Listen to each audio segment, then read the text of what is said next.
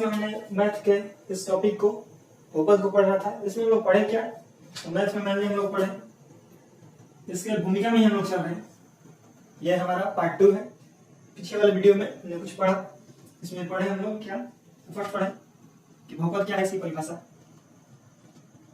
बहुपद क्या है।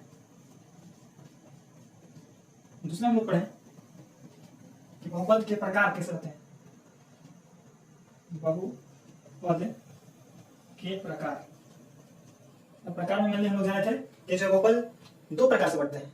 फर्स्ट बढ़ता है तो घात के आधार पे, ये जो है ए घात के आधार पर बढ़ता है, और बी जो है ये पद के आधार पर बढ़ता है।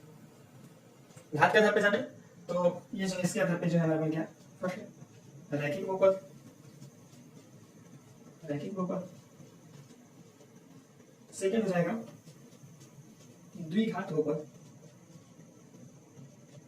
उसी प्रकार थर्ड हो जाएगा त्रिघात बहुपद।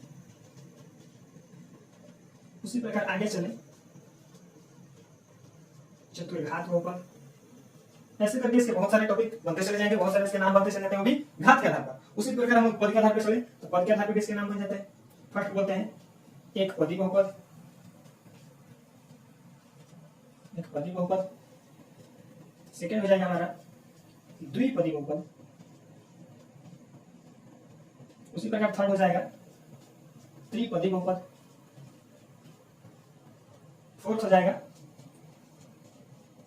चतुर्पदी बहुपद। ऐसे करके इसके भी बहुत सारे नाम बनते चलेंगे अपने पद के आधार पे। और पिछले में इतना नाम तो जाने हम लोग इसमें कुछ एग्जांपल देखे थे ऊपर, इसमें इसका अगर परिभाषा दिया जाए तो पिछले परिभाषा भी इसका हम लोग जान गए थे। कैसे परिभाषा दिया जाए, बहुपद जो होता है मतलब चर की प्रधानता होती है। चर राशि, वैसी राशि जिसका मान बदलते रहता है उसे चर राशि बोलते हैं। जैसे ये जो है ए से लेकर के जेड तक आते हैं, ए से जेड तक आने वाले संख्याओं को हम लोग चर राशि के नाम से जानते हैं। ये जो है चर राशि के नाम से जाने जाते हैं। तो इसमें जो है मेनली बहुपद के प्रकार में हम लोग यही जाने कि चर के जितने अधिकतम घात मिलेंगे वो उसी घात के नाम से जाना जाएगा। जैसे जिसका घात 1 हो जाएगा उसे रैखिक बहुपद बोलेंगे, जिसका घात 2 हो जाएगा उसे द्विघात बहुपद बोलेंगे, जिसका घात 3 हो जाएगा उसे त्रिघात बहुपद बोलेंगे, जिसका घात 4 हो जाएगा उसे चतुर्घात बहुपद बोलेंगे। ठीक है। उसी प्रकार पद के आधार पर हम लोग जाने तो जिसमें प्लस है, इसमें जो है मेनली पद बांटने का काम जो है दो ही चिन्ह करता है। पिछले हम लोग वीडियो में जाने थे, इसमें एक प्लस होता है और एक माइनस, यही मेनली दो चिन्ह ही होता है जो पदों को बांटता है। अन्यथा और जो भी चिन्ह मिलेंगे हम लोग को पद को सम्मिलित करते हैं, जुड़ते हैं एक दूसरे से। तो उसमें ऐसे मेनली हम लोग चिन्ह को दो ही प्रकार से बांटते हैं, या तो प्लस हो सकता है नहीं तो माइनस।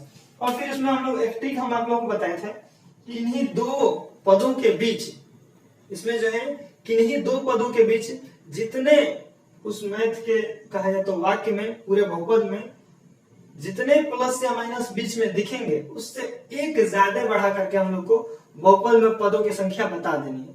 जैसे जिसमें एक पद मिल जाए, जैसे केवल आ जाएगा 2x, तो 2x भी मेरा एक बहुपद कहलाएगा। ठीक है। चूंकि इसमें दो पद होने वाला ही नहीं है, अतः यह केवल एक पद में रह गया है।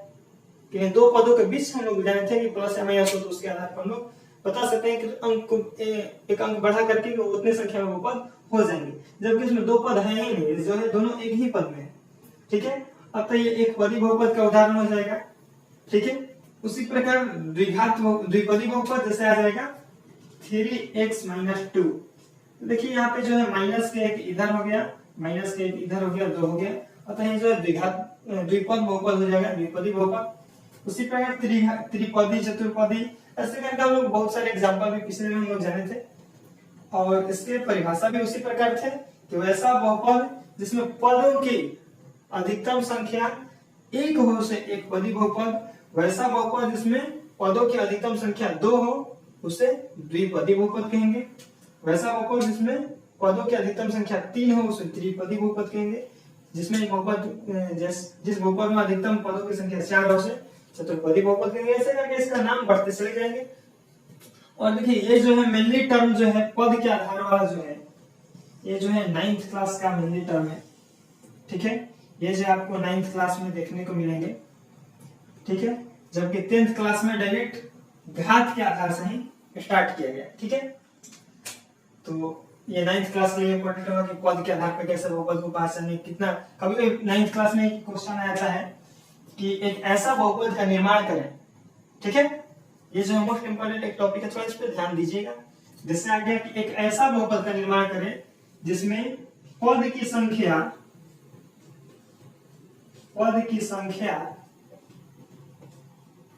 3 हो और घात की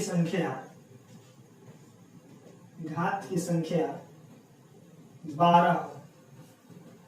एक ऐसे बहुपद का निर्माण करना है जिसमें पद की संख्या 3 हो और घात की संख्या 12 हो। तो अब हम लोग को सोचना क्या है कि एक ऐसा पद चर राशि को ले, ठीक है, जो ए से जेड के बीच में रहता हो, क्योंकि चर राशि तो उसे ही बोलेंगे। जैसे अब मान लिया हम लोग टी मान लेते हैं, मान लीजिए टी। अब टी मान लेगा तो टी अब देखना है कि किसमें मेनली हमको पद को जानना है, पद कितने हैं। तो पद जो यहाँ पे 3 बोला जा रहा है, तो 3 टी को थोड़ा दूर दूर पर रख दीजिए। 3 टी नहीं रखिएगा, 2 टी भी रखिएगा तो भी चल जाएगा। ठीक है, अगर 3 टी रहेगा तो उसमें भी कोई दिक्कत नहीं है। अब हम लोग को देखना है कि पद की संख्या 3, तो 3 हो गया। अब इन दो टीओ के बीच, मतलब जो भी हम लोग चर राशियां लिखेंगे इनके बीच प्लस या माइनस को हम लोग को दर्शा देना है पहले। चलिए प्लस या माइनस कुछ भी दर्शा देते हैं, यहाँ पे माइनस माइनस भी ले सकते हैं, या फिर आप प्लस प्लस भी ले सकते हैं, या फिर माइनस प्लस भी ले सकते हैं, या फिर प्लस माइनस भी ले सकते हैं। ये जो है आपकी मर्जी है, हम माइनस माइनस लेंगे। ठीक है, तो माइनस माइनस लेंगे। तो अब इसमें आप कुछ भी अंक भी डाल सकते हैं इसके गुणांक में। इधर में जो भी इसके अंक गुणा में लगे होते हैं अंक, इसको हम लोग गुणांक के रूप से नाम से जानते हैं। ठीक है, चर राशियों के गुणा में लगे अंक को गुणांक कहा जाता है। अब जैसे मान यहाँ पे लिखना चाहते हैं तो कुछ भी लिख सकते हैं, जैसे मान लिया 3, 4, 2। ठीक है, हो गया यहाँ तक। अब इसके बाद हम लोग करना है क्या कि देखना है कि घातों की संख्या कितनी बोली जा रही है।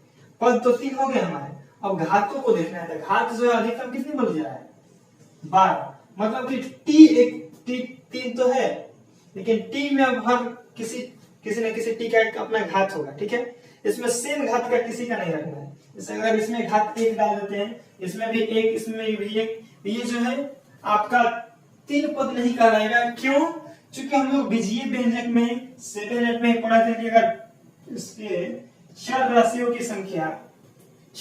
की जो है समानता दिखे तो उसको हम लोग जोड़ घटाव कर सकते हैं। इस आधार पर अगर इस दोनों को देखा जाए, इन दोनों को, यहाँ पे हम लोग का माइनस टी 1 आ जाएगा। ठीक है, तो इस तरीके से हम लोग को करना क्या है कि इसमें जो है इसके घातों को सेम नहीं रखना है, कुछ न कुछ अलग अलग रखना है। ठीक है, तभी 3 पद हमारे बनेंगे। अब हमको करना है कि इसमें घात के अधिकतम संख्या देना, कितना दिख रहा है, 12। अब तीनों में से आप कोई एक पर अधिकतम घात 12 लगा सकते हैं। ठीक है, अब जैसे मान लीजिए हम बीच वाला में लगा दिए टी के पावर 12। तो अब याद रखिएगा अगर 12 हो गया तो 12 से कम ही है, आप कुछ भी लिख सकते हैं 12 से कम है। यहाँ पे 12 है तो यहाँ पे आप 10 भी लिख सकते हैं, यहाँ पे आप 2 भी लिख सकते हैं, तो भी कोई दिक्कत नहीं है। इससे क्या हुआ कि हमारे घात भी अलग अलग हो गए, और ये देखिए हमारा 3 पद भी बन गया। देखिए 1 पद, 2 पद, 3 पद। इस तरीका से हमारे ये बहुपद बन के तैयार हो गया कि वैसा बहुपद क्वेश्चन था कि वैसा बहुपद जिसमें पदों की संख्या 3 हो और घातों की संख्या 12 हो। तो देखिए घात जो होता है जिसमें जितना अधिकतम घात होता है उसे उस घात के बहुपद के नाम से जाना जाता है। ये जो है 12 घात का बहुपद कहलाएगा। लेकिन अगर कोई पद के आधार पर पूछे कि इस पदों की संख्या बताइए तो इसमें पदों की संख्या 3 होगी। ठीक है, यहाँ तक बिल्कुल समझ गए। एक और हम इस पे एक एग्जांपल लेके चलते हैं। ऐसे ही कोई कर दिया क्वेश्चन कि पद जो आपके 2 हो, पद जो हो केवल 2 हो और उसके घात जो हो 99 हो। घात कितने हो, 99। तो इस स्थिति में वो लोग करेंगे क्या कि वही रूल वही होगा कि पहले हम लोग एक चर को सोच लें। चर मेरा होने वाला क्या है, हम मान लें कि x मान लें x। तो देखिए हम अभी बोले हैं कि या तो आप जितना पद कहेगा उतना आप चर को लिख सकते हैं या फिर एक कम भी लिख सकते हैं। ठीक है, इसमें मान लीजिए कि हम इसमें तो जितना चर चाहिए था, जितना पद चाहिए था उतना तो चर ले लिए थे। एक नया जान ले कि एक पद कम करके एक पद कम को जैसे मैं मतलब उतना चर न लेकर के जितना पद बनने वाला है उतना पद न लेकर के एक कम पद के अक्षर लेंगे, तो दूसरे पद के लिए हम लोग क्या करना पड़ेगा, यहाँ पे प्लस या माइनस के बाद हमको कोई ना कोई अंक डालना पड़ेगा। ठीक है, प्लस या माइनस के बाद कोई हमको अंक डालना पड़ेगा, या फिर पहले भी हम लोग लिख सकते हैं, पहले अंक को बाद में कोई भी चर को। ठीक है, तो अगर इस आधार पर लें तो मान लीजिए हम मेरा 1 हो गया x, माइनस में हम ले लिए, प्लस में इस बार ले लिए 2। ठीक है, अब हमको 2 पद चाहिए था, 2 पद हो गया। इसके गुणांक पे आप कुछ लिख भी सकते हैं, जैसे मान लो कि हम 5 भी लिख सकते हैं, कुछ भी हमारी मर्जी है, लिखे तो भी ठीक, नहीं लिखे तो भी ठीक। ठीक है, अब हमको देखना है कि इसमें जो है घात कितनी होनी चाहिए, तो 99 होना चाहिए। और अभी हम लोग जाने कि ये जो बहुपद है इसमें मेनली जो होता है वो चर को ही प्रधानता दिया गया है। इसमें चर मेरा क्या होगा, x है, तो x के अब अधिकतम घात हमको कितना डाल देना है, 99। x का अधिकतम घात 99 डाल दिए। अगर कोई यहाँ पे 2 के पावर 100 भी लिख दिया तो क्या हम इसको 100 घात वाला बहुपद बोलेंगे क्या, जी बिल्कुल नहीं, क्योंकि ये जो मेरा है 2 ये चर नहीं है। चर होगा तो उसी के घात को हम लोग देखेंगे, हमको अंक से नहीं लेना है। ठीक है, 2 के पावर 100 दे दिया और x के पावर 5x के पावर 99 दे दिया, तो हम लोग को केवल चर में ही मैंने पहले ध्यान देना है कि चर मेरा है कौन सा।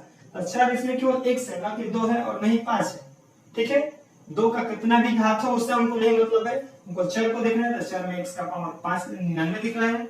अतः ये जो मेरा 99 घात वाला बहुपद कहलाएगा। और चाहिए पद हमको 2, तो पद देखिए +1 इधर में हो गया पद, +1 इधर में पद हो गया, और 1 जो है ये +1 इधर में पद हो गया। ठीक है, तो 2 पद बन गया। इस तरीके से हमारा जो है ये आंसर हो जाएगा। ठीक है, तो अभी तक हम लोग ये जाने कि किसी भी नए बहुपद का निर्माण करना हो जिसमें पद और घात दे दिए हो तो उसका निर्माण कैसे करेंगे जाने। ठीक है, चलते हैं, हम अगले पार्ट में मिलने वाले हैं। तब तक के लिए बहुत बहुत धन्यवाद आप सभी का। Thank you.